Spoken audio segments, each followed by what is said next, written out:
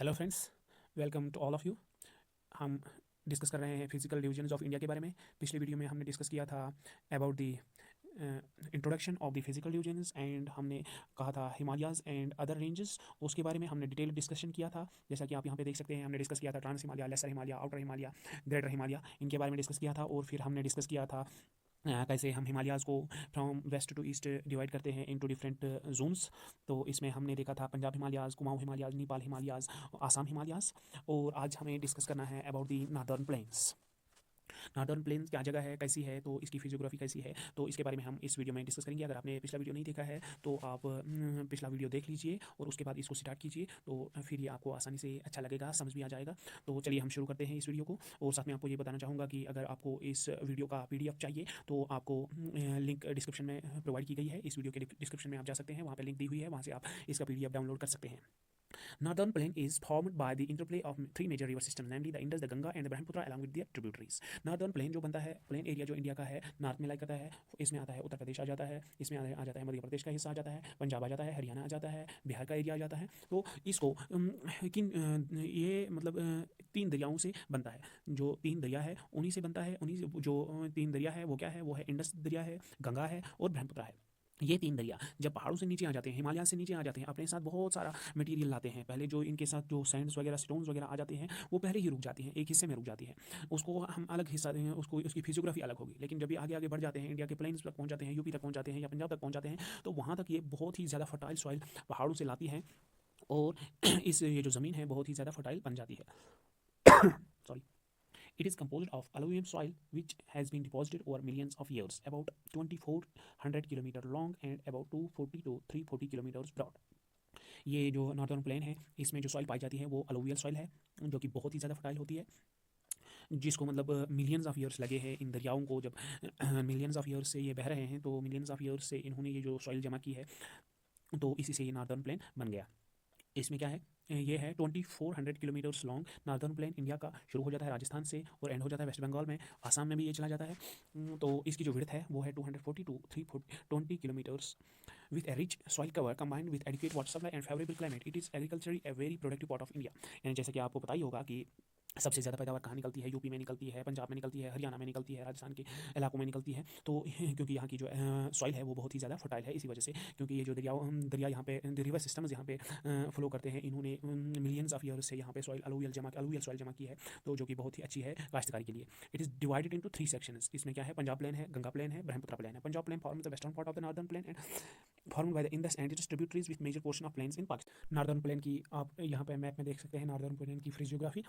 तो यहाँ पे आप देख सकते हैं कि जो नॉर्दर्न प्लेन है राजस्थान से शुरू हो जाता है वेस्ट बंगाल में, फिर इसका हिस्सा बिल्कुल आसाम में भी चला जाता है। ये भी नॉर्दर्न प्लेन के साथ ही शामिल किया जाता है इसको बल्कि। तो सबसे पहला वाला जो हिस्सा है पंजाब प्लेन्स, आप यहाँ पे आपको पता ही होगा कि जम्मू कश्मीर से यहाँ पे जो है इंडस रिवर फ्लो करता है पाकिस्तान वाले एरिया में, पाकिस्तान के पंजाब में। तो ये जो यहाँ पे प्लेन बना है वो किससे बना है, इंडस रिवर की वजह से। यहाँ पे जो प्लेन बना है वो इंडस रिवर सिस्टम की वजह से बना है। और इसका पोर्शन जो है राजस्थान में भी है, पंजाब एरिया में भी है, इंडिया वाले पंजाब में भी है। और दूसरा जो प्लेन है यहाँ पे गंगा प्लेन, इसको गंगा प्लेन भी कहते हैं। एक्सटेंडेड बिटवीन गागर एंड तीस्ता रिवर्स, गागर और तीस्ता रिवर्स, इसके एक साइड में तीस्ता रिवर है, दूसरे साइड में गागर रिवर है। द नॉर्दर्न स्टेट्स, इसमें क्या कौन कौन सी स्टेट्स आ जाती हैं गंगा प्लेन्स में, वो आती है Haryana, Delhi, UP, Bihar, parts of Jharkhand and West Bengal. ये गंगा प्लेन्स के साथ लाई करती है, इनको गंगा प्लेन्स इसी में मतलब इन्हीं के साथ शामिल हो जाता है। फिर आता है Brahmaputra plains. This plain forms the eastern part of the northern plains and lies in Assam. जैसा कि आप यहाँ मैप पे देख सकते हैं, आसाम साइड से जो नॉर्दर्न प्लेन्स है वो कि उनको क्या कहते हैं, Brahmaputra plain. Based upon relief feature the northern plain can be divided into 4 regions. तो on the basis of relief features northern plains जो है उनको चार हिस्सों में डिवाइड किया जाता है। इनको चार हिस्सों में डिवाइड किया जाता है। एक का नाम है बाबर, फिर तिराई, फिर बांगर और फिर खदर। सबसे मतलब जैसे आप हिमालयाज को डिवाइड करते थे, इसी तरह से नॉर्दर्न प्लेन्स को भी डिवाइड करते हैं इंटू डिफरेंट जोन्स। बाबर क्या चीज़ है, after descending from the mountain the river deposit pebbles in a narrow belt. जैसा कि आपको पता ही होगा कि रिवर जब ऊपर से नीचे आ जाता है, अपने साथ बहुत सारे पत्थर ले आता है, तो वो पत्थर एक हिस्से में जमा कर लेता है, एक हिस्से में छोड़ता है और आगे चला जाता है। सबसे पहला वाला हिस्सा पहाड़ों से नीचे आते ही एक रीजन आ जाता है, उसका नाम है बाबर, उसको हम बोलते हैं Bhabar. The width of this belt is about 8 to 16 kilometres. तो इसकी जो मोटाई है, इसकी जो विड्थ है वो है 8 to 16 kilometres. Lies parallel to the Shivaliks, Shivaliks के बिल्कुल मतलब शिवालिक्स से ही नीचे आ जाता है। शिवालिक माउंटेन्स हिमालयस में आ जाते हैं, हिमालय से पहाड़ दरिया आ जाते हैं। तो इन दरिया से जब पानी नीचे आ जाता है तो बिल्कुल शिवालिक्स के पास वाले जो एरिया है, प्लेन जो है, उन्हीं को हम बाबर कहते हैं। All the streams disappear in this region, इसमें जो स्ट्रीम्स है वो कहीं नजर नहीं आती है, छोटी छोटी नदियाँ जो है नजर नहीं आती है। और फिर आता है Terai. The Terai region rise between south and the Bhabar belt. Bhabar के नीचे आ जाता है क्या, तिराई। बाबर के नीचे आ जाता है तिराई। फिर पहले एक रीजन जैसे हमने कहा था ट्रांस हिमालय, फिर आता है ग्रेटर हिमालय, फिर आता है लेसर हिमालय, फिर आता है शिवालिक्स। तो इसी तरह से बाबर के बाद क्या आ जाता है, Terai region. In this region streams reappear and make a wet swampy and marshy region. तो ये जो एरिया बन जाता है इसमें क्या है, स्ट्रीम्स फिर से नजर आ जाती है और यहाँ पे जो वेट एरिया पाया जाता है, स्वैम्पी एरिया, मार्शी एरिया, दलदल वाली जमीन पाई जाती है। फिर आ जाता है तिराई के नीचे क्या आ जाता है, Bangar. Bangar is the largest part of the northern plain and is composed of the oldest alluvium soil. Bangar जो है ये जो लार्जेस्ट पार्ट फॉर्म करता है, मतलब जो नॉर्दर्न प्लेन्स है उनमें सबसे ज़्यादा जो पोर्शन है, मेजर पोर्शन है, वो है किनका, इन्हीं का, बांगर का। जो बांगर मेन पोर्शन फॉर्म करता है नॉर्दर्न प्लेन्स का। They lie above the flood plains and resemble terraces. तो वो फ्लड प्लेन्स के बिल्कुल ऊपर में पाया जाता है, मतलब इनको फ्लड का खतरा नहीं रहता है। The soil of this region is locally known as kankar and is composed of calcareous deposits. तो इसमें जो सॉइल प्रेजेंट होती है वो प्रेजेंट है ओल्ड एलुवियम। ओल्ड मतलब नई नई सॉइल यहाँ पे प्रेजेंट नहीं होती है, तो ओल्ड सॉइल प्रेजेंट होती है और इसको क्या बोलते हैं, कंकर। और इसमें जो है कैलकैरियस डिपॉजिट, यहाँ कैल्शियम कार्बोनेट इसमें पाया जाता है, कैल्शियम कार्बोनेट के पत्थर पाए जाते हैं। खदड़, फिर आता है Khadar. The flood plains formed by younger alluvium are called Khadar. तो फ्लड प्लेन्स के बिल्कुल मतलब पास में जो ज़मीन पाई जाती है उसको क्या बोलते हैं, Khadar. The soil in this region is renewed every year and is highly fertile. तो ये जो बिल्कुल दरिया के मतलब बिल्कुल साथ में लाई करता है ये रीजन, तो इसको क्या कहते हैं, इसको खदर कहते हैं। और ये जो सॉइल होती है वो न्यू एलुवियल सॉइल होती है और नई नई सॉइल होती है, वो बहुत ही ज़्यादा फर्टाइल होती है। हर साल मतलब दरिया अपने साथ, चाहे फ्लड हो या ऐसे ही फ्लो करता है, तो दरिया अपने साथ बहुत सारी सॉइल ले आता है, तो इसको क्या बोलते हैं, ये फॉर्म करता है खदर। फिर आता है पेनिनसुलर प्लेटू। पेनिनसुलर प्लेटू यहाँ पे आप देख सकते हैं इस मैप में, आप जो ये येलो कलर का पोर्शन दिखाया गया है, तो इसको हम कहते हैं पेनिनसुलर प्लेटू। ये तीसरा फिजियोग्राफिक यूनिट है, फिजियोग्राफिक पार्ट है इंडिया का। Peninsular plateau is triangular in shape and surrounded by hills, composed of oldest rock as it was formed from the drift part of the Gondwana land. तो क्या है कि ये जो पेनिनसुलर प्लेटू है, आप यहाँ पे देख सकते हैं ये ट्रायंगुलर शेप का है, जैसा कि इंडिया का मैप है वैसा ही ये भी पेनिनसुलर प्लेटू भी है। इसके बिल्कुल साइड में, वेस्टर्न साइड में भी इसके पहाड़ है, ईस्टर्न साइड में भी इसके पहाड़ है। तो ये पहाड़ों के ऊपर बना हुआ एक, फॉर एग्जांपल जैसा कि हम थोड़ी ऊपर वाली सतह पे कुछ चीज़ बनाते हैं तो उसको हम प्लेटू कहते हैं, तो इसी तरह से ये पहाड़ों के ऊपर ये वाला हिस्सा है, बिल्कुल ज़मीन के साथ, कोस्ट लाइन के साथ, समुद्र के साथ नहीं है, ऊपर उठा हुआ हिस्सा है ज़मीन का, तो इसको हम प्लेटू कहते हैं। Broad and shallow valleys and round hills are characteristic feature of the plateau. इसमें क्या है, ब्रॉड वैलीज, बहुत मतलब खुली खुली वैलीज यहाँ पे प्रेजेंट पाई जाती है और हिल्स जो है वो राउंडेड है। Plateau can be broadly divided into two region, the central highlands and Deccan plateau. तो इसको दो हिस्सों में डिवाइड किया गया है इस दक्कन प्लेटू को। तो पहले हिस्से को क्या बोलते हैं, सेंट्रल हाईलैंड्स एंड दक्कन प्लेटू। यहाँ पे आप देख सकते हैं ऊपर वाला जो हिस्सा है इसको हम कहते हैं सेंट्रल हाईलैंड्स और नीचे वाले हिस्से को क्या कहते हैं, दक्कन प्लेटू। और इसको रिवर सिस्टम डिवाइड करता है। ऊपर मतलब दरिया के ऊपर वाले हिस्से में एक जो हिस्सा है उसको कहते हैं सेंट्रल हाईलैंड्स और नीचे वाले हिस्से को क्या कहते हैं, Deccan प्लेटू। The central highlands in lies in the north of Narmada river. जैसे मैंने कहा कि ये नर्मदा रिवर जो है उसके नॉर्थ में जो पार्ट लाई करता है उसको सेंट्रल हाईलैंड बोलते हैं, और नीचे वाले हिस्से में क्या कहते हैं, नीचे वाले हिस्से को क्या कहते हैं, Deccan प्लेटू। The Central Highlands lie north of Narmada River and cover the major portion of Malwa Plateau. The rivers in this region flow from south west to north east. तो यहाँ पे जो रिवर्स है वो यहाँ से फ्लो करते हैं, गुजरात साइड से फ्लो करते हैं, सीधा जाते हैं नॉर्थ ईस्ट की ओर। The rivers it is wider in the west and narrower in the east. तो यहाँ पे ये जो है वाइडर है, आप यहाँ पे देख सकते हैं कि यहाँ पे इसकी जो विड्थ है ज़्यादा है और नॉर्थ ईस्टर्न साइड में, बांग्लादेश वाले साइड में इसकी विड्थ कम है। Bundelkhand and Baghelkhand mark the eastward extension of this plateau. तो यहाँ पे जो बुंदेलखंड और बागेलखंड का इलाका है, तो इस प्लेटू का जो एंड वाला हिस्सा है किस साइड से है, ईस्टवर्ड साइड से, ईस्टर्न साइड से, बांग्लादेश साइड से इसका ईस्टर्न मोस्ट पॉइंट है। The प्लेटू further x tends eastwards into छोटा नागपुर प्लेटू। तो अब बात करते हैं हम दक्कन प्लेटू के बारे में। दक्कन प्लेटू इंडिया का लार्जेस्ट प्लेटू है और इंडिया का जो साउथ इंडियन पार्ट है वो फॉर्म करता है यही दक्कन प्लेटू। और ये दो माउंटेन रेंजेस के दरमियान में लाई करता है। एक को जो अरेबियन सी के साइड से हैं हम वेस्टर्न घाट्स कहते हैं, दूसरे को ईस्टर्न घाट्स कहते हैं। जैसा कि यहाँ पे आप देख सकते हैं ये वेस्टर्न घाट का पोर्शन है और यहाँ पे ईस्टर्न घाट का पोर्शन, यहाँ एरिया है। तो इनकी क्या फीचर्स हैं। और the average elevation of western Ghats is 900 to 1600 metres, यानी जो वेस्टर्न घाट्स है वो 900 से 1600 मीटर ऊंचे हैं एज कम्पेयर टू और जो ईस्टर्न घाट्स है उनकी जो ऊंचाई है, अल्टीट्यूड है, वो है 600 मीटर्स, यानी लगभग आधे से भी कम इनका एलिवेशन है as compare to western Ghats. यानी वेस्टर्न घाट्स वाले जो माउंटेन्स है वो बहुत ऊंचे हैं as compare to eastern Ghats. It is separated from Gangetic plain by to the north by the Satpura and Vindhya ranges. और इसके नॉर्थ में जो लाई करते हैं गैंगटिक प्लेन से इसको सेपरेट करते हैं वो है सतपुरा और विंध्या माउंटेन रेंजेस। तो इसकी नॉर्दर्न बाउंड्री कौन फॉर्म करते हैं, सतपुरा और विंध्या रेंजेस। और ये जो दक्कन प्लेटू है इसमें कौन सी सॉइल पाई जाती है? ब्लैक सॉइल पाई जाती है, डार्क सॉइल, वो जो कि जिसको हम र्यूगर भी बोलते हैं। पॉइंट नोट कीजिए, यहाँ पे डार्क सॉइल पाई जाती है और इसको सूटेबल कहा जाता है। ये सूटेबल है किसके लिए? कॉटन कल्टीवेशन के लिए। फिर बात करते हैं हम यहाँ पे इंडियन डेजर्ट की। जैसे कि आपको पता ही है इंडिया का जो डेजर्ट है वो कहाँ पे है?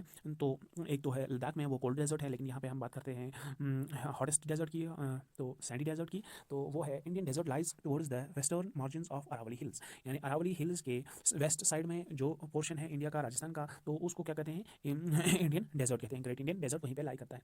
Region gets scanty rainfall which is less than 150 mm in a year. 150 mm से भी कम बारिश यहाँ पे होती है। The climate is arid and vegetation is Scandi. तो यहाँ पे जो वेजिटेशन है, मतलब जो पेड़ पौधे हैं, बिल्कुल मतलब ना के बराबर है। सिंपल कैक्टस आप आपको वहाँ पे मिल सकता है, बाकी कुछ खास वहाँ पे नहीं मिलने वाला है। Luni is only permanent river but some streams appear during the rainy season. यहाँ पे जो मेन रिवर है डेजर्ट में, इंडियन डेजर्ट में, थार डेजर्ट में, तो उसको उस दरिया का नाम है ल्यूनी, जो कि एक परमानेंट रिवर है। बाकी जो स्ट्रीम्स हैं, छोटी छोटी नदियाँ हैं, वो यहाँ पे नज़र नहीं आती है। यहाँ पे आप देख सकते हैं थार डेजर्ट कहाँ पे है? राजस्थान के बगल में है, पाकिस्तान वाली साइड से है, इसको थार डेजर्ट कहा जाता है।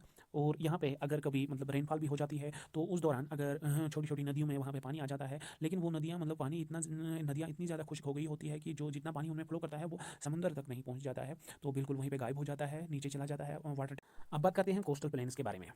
जैसा कि आपको पता है कि जो वेस्टर्न घाट्स के बिल्कुल साइड में जो एरिया है और ईस्टर्न घाट्स के बिल्कुल साइड में एरिया है, समुद्र के पास वाला जो एरिया है वो प्लेन एरिया है, उसमें कोई पहाड़ नहीं है, तो उस एरिया को हम कोस्टल प्लेन का नाम देते हैं। कोस्टल प्लेन के फिजियोग्राफिक यूनिट में उसको रखते हैं। और ये एक नैरो स्ट्रिप है, ये मतलब in comparison to the Deccan plateau और नॉर्दर्न प्लेन्स या हिमालयाज, इसकी जो विड्थ है वो कम है। तो ये कहाँ से शुरू हो जाता है? ये शुरू हो जाता है गुजरात से और एंड कहाँ पे हो जाता है? बे ऑफ बंगाल में। मतलब बिल्कुल इंडिया की जो कोस्ट लाइन है वहाँ से पूरा इंडिया को कवर करता है ये coastal plain. Coastal plain Gujarat से शुरू हो जाता है, चला जाता है बिल्कुल केरला, तमिलनाडु, और वहाँ से ऊपर चला जाता है बिल्कुल वेस्ट बंगाल की ओर चला जाता है। तो इसको हम डिवाइड करते हैं, एक साइड को, वेस्टर्न वाले साइड को कहते हैं वेस्टर्न कोस्टल प्लेन, और ईस्टर्न वाले साइड को क्या कहते हैं? Eastern coastal plane. यहाँ पे आप देख सकते हैं वेस्ट वाला साइड गुजरात वाला साइड हो गया, ईस्ट वाला साइड वेस्ट बंगाल वाला साइड हो गया। तो यहाँ पे आप देख सकते हैं western coastal plain, a thin strip of coastal plain 50 kilometres in width. तो इसकी जो विड्थ है वो 50 किलोमीटर्स है, much less than in eastern counterpart, और इसकी as compare to eastern counterpart इसकी विड्थ जो है बहुत कम है। तो ये कहाँ पे लाई करता है? Between the western ghat and western coast. तो वेस्टर्न घाट्स वाले जो माउंटेन्स है दक्कन प्लेटू में, जो माउंटेन्स थे उसके बीच में, उसके और समंदर के बीच में, अरेबियन सी के बीच में ये लाई करता है। तो यहाँ ये कहाँ पे शुरू हो जाता है? Starts near the south of the river Tapi. The plains begin in Gujarat in the north and and in Kerala in the south. तो ये जो वेस्टर्न कोस्टल प्लेन है गुजरात से शुरू हो जाते हैं, कहाँ पे एंड हो जाते हैं? केरला में एंड हो जाते हैं। तो इसमें कौन सी स्टेट्स आ जाती है? महाराष्ट्र आ जाता है, गोवा आ जाता है, कर्नाटक आ जाता है। गल्फ ऑफ कच्छ और गल्फ ऑफ खंबाट इसी में लाई करते हैं। और इसमें क्या है? वेस्टर्न कोस्टल प्लेन को हम डिफरेंट सेक्शंस में डिवाइड करते हैं। काटीवार कोस्ट है, कच्छ और दमन के बीच में है, और फिर है Konkan coast, Daman and Goa के बीच में जो कोस्टल प्लेन है जो वेस्टर्न साइड का है। Kanara coast between Goa and Kannur. फिर है Kanyakumari coast between Kannur and cape Kumari. Malabar coast ये है कनाडा कोस्ट और कन्याकुमारी कोस्ट के बीच में लाई करता है। यहाँ पे आप मैप में देख सकते हैं कहाँ पे लाई करता है। इस ईस्टर्न वाले साइड को भी हम डिफरेंट जोन्स में डिवाइड करते हैं और वेस्टर्न वाले साइड को भी डिफरेंट जोन्स में डिवाइड करते हैं। आप eastern coastal plane, it reports a wide stretch of land mass of India. तो इसमें मतलब जो ये जो एरिया है इसका बहुत ज़्यादा एरिया है इसमें, lying between the eastern Ghats and the Bay of the Bengal. तो ईस्टर्न घाट्स जो माउंटेन्स थे दक्कन प्लेटू में, उसके और बे ऑफ बंगाल जो समंदर है उसके बीच में जो प्लेन एरिया है उसको हम क्या कहते हैं? Eastern coastal plain. The plains are wider and level as compare to western coastal plain. तो ये जो प्लेन्स है बिल्कुल बहुत as compare to western plains ये स्मूथ है। Eastern coastal plain is mainly divided into following sections. तो ये कहाँ से शुरू हो जाता है? तमिलनाडु से शुरू हो जाता है, केप कुमारिन, और एंड हो जाता है कहाँ पे? वेस्ट बंगाल में। और इसको डिवाइड किया जाता है इंटू डिफरेंट सेक्शंस। और सबसे पहले जो सेक्शन है उसको क्या कहते हैं? Utkal coast. Utkal deltaic plains of Ganga to Mahanadi delta. Utkal plain आप देख सकते हैं वेस्ट बंगाल और उड़ीसा के साइड में आ जाता है। फिर आ जाता है Andhra coast Utkal plains to Pulicat lake. फिर आ जाता है नॉर्दर्न सिरकार्स। फिर आता है कोरोमंडल कोस्ट। तो इन्हीं पार्ट्स में इसको ईस्टर्न कोस्टल प्लेन को हम डिवाइड करते हैं। फिर आता है एक और फिजियोग्राफिक यूनिट, और जो लास्ट वाला फिजियोग्राफिक यूनिट है इंडिया का वो है द आइलैंड्स। तो आइलैंड्स में क्या आते हैं? Total of 247 islands in India. यानी आपको पता होगा कि यहाँ पे अंडमान निकोबार है, लक्षद्वीप है, लेकिन ऐसी बात नहीं है। अंडमान निकोबार भी बहुत सारे आइलैंड्स का बना हुआ है और लक्षद्वीप भी बहुत सारे आइलैंड्स का बना हुआ है। तो यहाँ पे क्या है कि 247 आइलैंड्स यहाँ पे है। आइलैंड किसको कहते हैं? समुद्र में अगर कहीं पे किसी जगह पे ज़मीन नजर आ जाए तो उसको आइलैंड कहते हैं। पूरी चारों तरफ से उसकी पानी होता है और बीच में एक लैंड मास होता है, तो उसको क्या कहते हैं? Island. 204 islands in Bay of Bengal, यानी अंडमान निकोबार कितने आइलैंड्स हैं? 204 आइलैंड्स है। And 43 in Arabian Sea, Arabian सी में कितने हैं? अरेबियन सी वाले साइड में क्या है? लक्षद्वीप आइलैंड्स। और यहाँ पे क्या है? बे ऑफ बंगाल में अंडमान एंड निकोबार आइलैंड्स। तो 43 islands on the Arabian sea और 204 islands in Bay of Bengal. Few coral islands in the gulf of Mannar also, और कोरल आइलैंड्स, कुछ कोरल आइलैंड्स भी पाए जाते हैं गल्फ ऑफ मन्नार में, गल्फ ऑफ मन्नार वाले हिस्से में। Andaman and Nicobar islands in Bay of Bengal consist of hard volcanic rocks, और अंडमान निकोबार में क्या पाया जाता है? हार्ड वॉल्केनिक रॉक्स पाए जाते हैं। और the middle Andaman and Nicobar islands are the largest islands of India, और मिडिल अंडमान निकोबार वाले आइलैंड्स जो है उसमें वो लार्जेस्ट आइलैंड है इंडिया के। Lakshadweep islands in the Arabian sea और former by corals, Lakshadweep island जो अरेबियन सी में प्रेजेंट है वो कोरल से बने होते हैं। कोरल्स क्या होते हैं? माइक्रो ऑर्गेनिज्म्स होते हैं जो डिपॉजिट करते हैं, मतलब जो एक्सक्रीट करते हैं कैल्शियम कार्बोनेट। कैल्शियम कार्बोनेट जब वो डिपॉजिट करते हैं तो ऐसे ऐसे मतलब वो एक कॉलोनी में रहते हैं, जैसा एक मशरूम होता है वैसे भी एक ये कोरल्स रहते हैं, तो एक कॉलोनी की तरह रहते हैं। तो बहुत सारा ये कैल्शियम कार्बोनेट जब डिपॉजिट करते हैं तो उससे क्या बनता है? कोरल रीफ बनता है। जैसे ऑस्ट्रेलिया में है ग्रेट बैरियर रीफ, इसी तरह से जो लक्षद्वीप वाले आइलैंड्स हैं वो इसी तरह बन जाते हैं, इसी को इन्हीं कोरल्स से बने हुए हैं। The southern most point of India is Nicobar island, और निकोबार आइलैंड जो इंडिया का साउदर्न मोस्ट पॉइंट है, नोन एज इंदिरा पॉइंट, और उसको क्या कहते हैं? Indira point. Formally Indira point was called Pygmalion point and is submerged now after 204 tsunami. और ये जो इंदिरा पॉइंट है अब सबमर्ज हो गया है जब 2004 में सुनामी आ गई, क्योंकि ये बहुत सारे आइलैंड इससे बिल्कुल समुद्र के पानी के नीचे चले गए। तो यहाँ पे आप देख सकते हैं कहाँ पे है? अंडमान निकोबार है, यहाँ पे लक्षद्वीप है, ये आइलैंड है। और यहाँ पे आप देख सकते हैं कितने सारे आइलैंड्स हैं अंडमान निकोबार में। बहुत सारे आइलैंड्स ऐसे हैं जिनमें पॉपुलेशन है, बहुत सारे ऐसे हैं जिनमें पॉपुलेशन बिल्कुल नहीं है। और इन आइलैंड्स की एक और खास बात यह है कि अंडमान और निकोबार आइलैंड्स क्या है कि ये बिल्कुल इक्वेटर के पास है, तो इनका जो क्लाइमेट है वो बिल्कुल इक्वेटर के जैसे, इक्वेटोरियल रीजन के बिल्कुल जैसा है। तो यहाँ पे क्या है कि बहुत ही ज़बरदस्त फॉरेस्ट कवर है, यहाँ पे रेनफॉल भी ज़बरदस्त हो जाता है। तो इनका जो क्लाइमेट है इक्वेटोरियल रीजन के बिल्कुल जैसा है। बहुत ज़्यादा फ्लोरा एंड फौना यहाँ पे पाया जाता है। तो ये था एक brief overview about the physiography of India. तो उम्मीद करते हैं आपको वीडियो पसंद आएगी, और अगर आपको इस वीडियो का पीडीएफ चाहिए तो वीडियो के डिस्क्रिप्शन में लिंक दी हुई है, उस लिंक पे क्लिक कीजिए और पीडीएफ डाउनलोड कीजिए। Thank you for watching this video, और चैनल को सब्सक्राइब कीजिए, वीडियो को लाइक कीजिए।